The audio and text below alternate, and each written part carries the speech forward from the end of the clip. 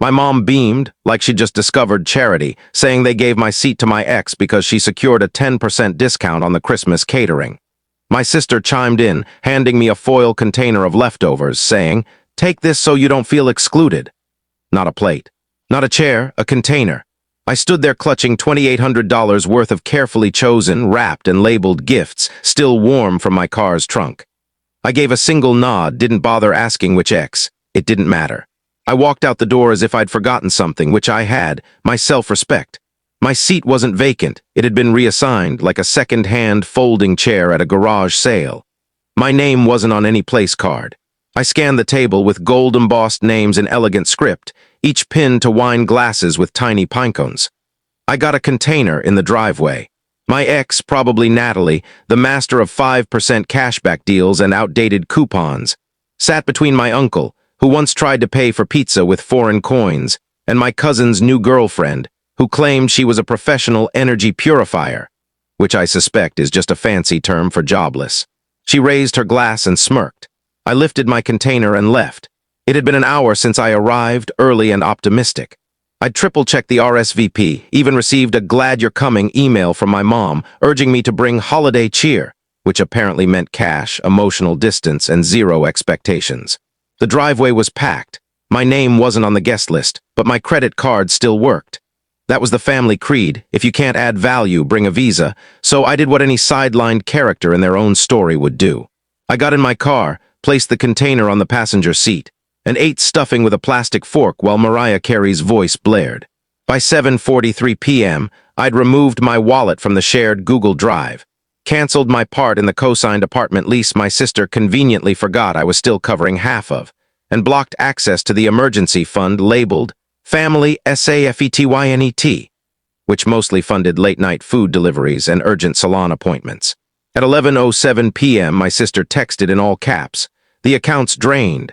But at 11:12 p.m., a second text from my mom arrived, no caps this time. We thought she was being generous. She said it was for family. That's when it hit me. It wasn't just about the 10% discount. It was about Natalie, my ex. The one who still posted wistful photos in places I'd taken her, with captions like, "Love this place." The one who once remarked my brother had unexpected charm for someone with such a dull online profile. The one who marked our breakup with a LinkedIn status update. She wasn't being generous. She was strategizing. The catering discount was her way in. The family deal was a lure. Her real target was my brother. I checked his Instagram. Sure enough, 5 days earlier, a photo of James in a cafe. In the blurred background, unmistakably, was Natalie.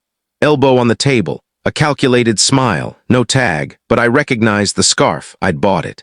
I set my phone down and sat there, $2,800 in gifts still in the trunk, leftovers in foil on my counter. Somewhere, my ex was being embraced by my family with open arms and gourmet turkey. I opened my banking app, 3 shared accounts, 2 linked cards, 1 recurring payment still active. I shut them all down. Then I opened a file labeled Family Logistics 2021 and Beyond, buried in a folder called Dad's Taxes. Because that's how trust gets hidden, by making it dull. The first file, Mason Annual Flow. Flow, like I was a cash pipeline, $2,000 monthly, tagged Family Support, $1,200 monthly. Carer's Rent, $6042, tuition, James. Fall and Spring, $320 monthly car insurance, Parents Civic, Honda Civic, 2012, still running, barely, still legally mine. The spreadsheet was updated weekly, with notes. Remind Mason Ray. Bonus season. Ask gently if he'll cover spring break. Natalie suggested group trip might sponsor if included. Sponsor, I wasn't a brother, I was a financier, and my ex was angling for a board seat. That night I didn't sleep. I tallied. Over 22 months I'd funneled nearly $49,000. Silently. Without gratitude, without expectations. But definitely without consent to be replaced by someone who once ditched me over a scorched coffee. The next morning, a voicemail from my dad, calm like he was ordering delivery. Just checking if you'll cover January's tuition. Deadlines this week. No mention of Christmas. No mention of the container. No mention of the ex who now had my seat, my brother, and their allegiance. I didn't call back. I didn't text. Instead, I printed every transaction, every payment, every email, mailed it to myself, certified, time-stamped, unopened. Because I sensed this wasn't over, and I'd need proof. Literally. The betrayal surfaced as they often do via a notification. 6:17 am my card flagged a charge, $38.20. Alpenflug Panorama Tour, Zermatt. Zermatt, Switzerland, ski haven, chocolate and slopes, not my family, I hadn't booked anything, but someone had, another ping. $1,435, Hotel Bellevue, $978. Glacier Express Rail, $302, cheese fondue reservation. At first I thought it was identity theft, some stranger across the globe toying with my card. But then I checked the booking account's email. There it was. My brother James, same email I used to buy his textbooks, same profile photo. Now swapped for a snowy snapshot, ski goggles, a woman's arm in the frame, and a comment thread from my mom. You deserve this, honey. No shame. No attempt to hide it. They used my travel wallet. My points. My saved IDs, even my backup passport scan was there, uploaded once for emergencies. Apparently the emergency was their desire for a vacation without me. I wasn't just excluded, I was bankrolling my own erasure. I texted James, one word, Zermatt. He replied, wrong number. The nerve, I didn't reply, I didn't shout. I did what bookkeepers do when the numbers don't add up. I audited. Checked my bank, emergency card, maxed out. Limit $9,000, remaining $4.27. I scanned transactions, each matched Instagram posts. Hotel with a Matterhorn view balcony, posted by my aunt. Caption, living the dream. Cheese spa day, posted by my mom. Finally some peace. Gondola ride, brother's girlfriend, boomerang, hair whipping, blessed family time. They went full influencer, without me. Worse, using me. I canceled the card, froze every account. Flagged every booking as unauthorized. Ski passes were revoked. Hotel reservations collapsed mid-check-in. I called the airline, voided unused digital boarding passes. Then my bank. Someone I know used my credentials. Relationship? Let's say former. They landed home 2 days later. I didn't track their flight. My neighbor sent a photo. Dad's suitcase cracked. Mom yelling on the phone. James dragging a broken-wheeled bag, wearing my jacket. At 6:41 am, I knocked on their door. They weren't expecting me. I didn't wait for an invitation. Walked in, dropped a printout of the charges on their table. $8,700. 3 days, I said. My mom blinked like she'd forgotten basic arithmetic. My dad opened his mouth. I raised a hand. Don't. James stepped forward. Chill, you're overreacting. I stared at him. You stole from me, lied, used my cards, fake logins, skied with my ex. His girlfriend slipped into the hallway. James didn't blink. She got the discount. Mom said it was fine. He gestured like betrayal was just a misunderstanding. Then he said it, you wouldn't have liked it anyway. There it was, not just theft, not just exclusion, justification. My dad tried to smooth things over. Son, we were struggling, you always said if we needed help. I cut him off. You don't get to ask for help while acting like I'm invisible. I turned to my mom. You let her take my place, let her worm back in through James for a 10% deal. Silence, not guilt. Just annoyance like betrayal was a minor inconvenience, so I said it plainly. You wanted me gone, fine, now I'm gone, legally, emotionally, financially, I'm pressing charges unless I get every cent. My mom whispered, you wouldn't. I looked at her. Then James, you think I'm the same idiot who paid your tuition, don't you? James frowned. Wait, what? I nodded. Fall, spring, summer, $42, not from Dad's buddy, from me. He stared, speechless. My dad looked at my mom like she was a stranger. You said your cousin paid that. No, I said. I did, quietly, like always, while you called me dramatic. I didn't stay for excuses. I walked out, drove home. Started drafting a letter to my lawyer. This wasn't a fight. It was a reckoning. They thought I was bluffing. They always do. When I left, my dad shouted, we'll talk like grown-ups. I didn't answer. Grown-ups don't use their son's money, passport, and ex to fund a travel scam. 3 hours later, James texted, Bro, this is crazy. Calm down. Then you never liked traveling anyway. Then I'll pay you back. Give me a few months. Then silence. At 11:43 p.m. an alert. My email was used to access the university portal. Someone tried resetting my financial guarantor access. I moved fast, denied it. Changed passwords, then I saw it. A form, scanned, uploaded by James, my name, my address, my forged signature. He hadn't just taken my money. He'd faked my approval for a semester I didn't know he was enrolled in. I printed it. Filed a fraud report. Attached his texts, his voicemail asking me to fix it like always, and the PDF with my mangled signature.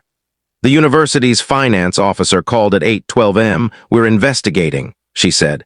I replied, tell me where to send the subpoena. Then I emailed the family. Subject, liability summary Q4. Attachments, $49,000 in contributions, screenshots of payments, tuition slips. A document restitution plan. Timeline, due date 30 days, no replies until Aunt Melissa emailed. This feels excessive. She attached a Christmas dinner photo, James at the table's head. Natalie beside him, my empty seat in the background. She wrote, "Lovely night, sorry you weren't there." That broke something. I stopped playing defense. Called the DMV. Reported the Civic as misappropriated. They hadn't transferred the title. It was mine. Sunday morning, I drove to their house. Didn't knock. Used the garage spare key like always. The Civic sat out front, snow-covered, treated like a shared bike. I got in, started it, reversed slowly as James ran out in socks. "What are you doing?" I rolled down the window. "Reclaiming what's mine. You can't take it." "I can." "I am." He kicked the tire like it'd fight back. Natalie appeared on the porch wearing my old hoodie. I looked at her. "Didn't know you still took what wasn't yours," she scoffed. "You're unhinged." I drove off. 30 minutes later, she texted. "You could have acted like an adult." I replied. "I did, you're just not used to real consequences." Then I made the final move, opened my cloud, found the deed from my grandfather, scanned it, filed it with a lawyer. Changed the cabin's access codes. Revoked every shared privilege tied to James or my parents. They hadn't visited in years, but that wasn't the point. The point was they couldn't. At 3:42 p.m. my mom called, no yelling. A whisper, "Your grandfather gave you the cabin?" "Yes." "That was for everyone." "No, it was for someone who didn't treat their son like a cash machine." She paused. "We plan to surprise you with a ski trip next year." The cabin was part of it. I laughed. "You already surprised me." I hung up. That evening James texted. "The university emailed, you reported fraud." "Yes, that's my future, man." "Exactly." The next morning, he called 6 times. I blocked him. At 9:11 a.m., my parents showed up, together. No shouting, no pastries, no fake smiles. My dad handed me a check. $8,700. I didn't take it. "What's this?" "You wanted restitution." "Here it is." "No," I said. "Restitution comes with regret. This is just damage control." "You're punishing us all," my mom said. I looked at them, really looked. They weren't shocked or hurt. They were scared. Of exposure, of consequences. Of the quiet, so I stepped forward, handed the check back, and whispered, "You wanted me out, now prove you never needed me." I shut the door. They returned with flowers, peonies, my mom's favorite, not mine. My dad wore a crisp shirt and that fake half-smile he used at memorials and IRS meetings. James wasn't there, likely hiding behind university servers and legal excuses. "We want to talk," my mom said. "Time to reset," my dad added. Reset. Like this was a browser tab. Like they could clear the history and pretend they didn't ski Europe on my dime with my ex while I ate leftovers in a parked car. I let them in. Not because I forgave them. I wanted to see how far they'd push. They brought pastries, naturally. Every family apology came dusted with sugar. My mom launched into a speech. "We've reflected. It wasn't right. We should have communicated. We didn't mean to leave you out. Things got messy." My dad tagged in. "You're the responsible one, always were. You handled this maturely. We respect that." I let them talk. Let them layer lies with sweetness and say, family like it was magic. Then came the pitch. "Let's do something together, a dinner, just us," my mom said. "Rebuild," my dad said. "No tension, no past." "Sure, let's rebuild," I agreed, smiled. Offered coffee. Let them think they were winning. That night I reserved a restaurant, upscale, private room. The kind where the chef lectures you instead of handing you a menu. I booked it under a fake name just in case they tried to cancel when things unraveled. Then I called in 3 favors. A private investigator to compile a report on James's fraud and the forged financial aid form. A family lawyer to draft a cease and desist with my parents' names pre-filled. And an HR friend to create a fake internship offer for my sister. She wasn't involved yet, but she would be.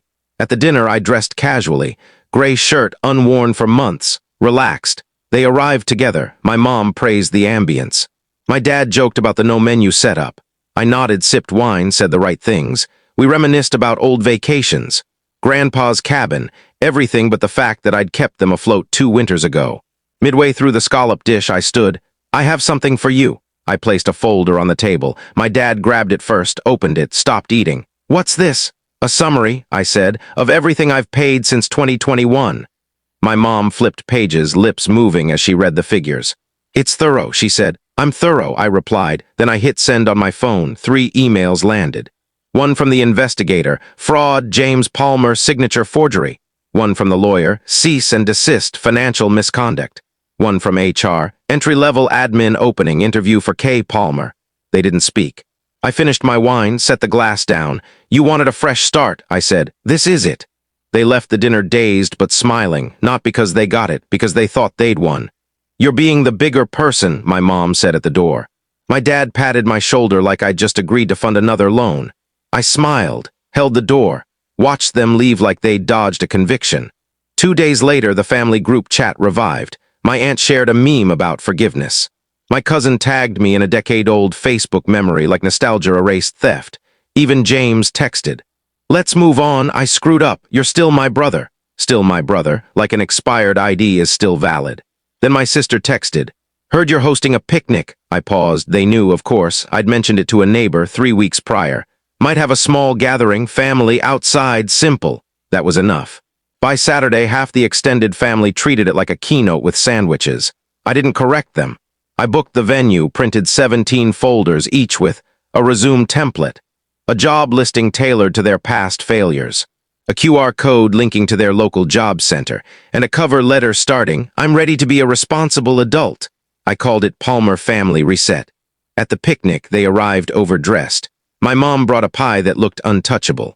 My sister wore a blazer. My dad wore cologne. That alone raised red flags. They expected a speech, maybe forgiveness, a promise to reinstate tuition, rent, mercy. Instead, I handed out envelopes, one by one.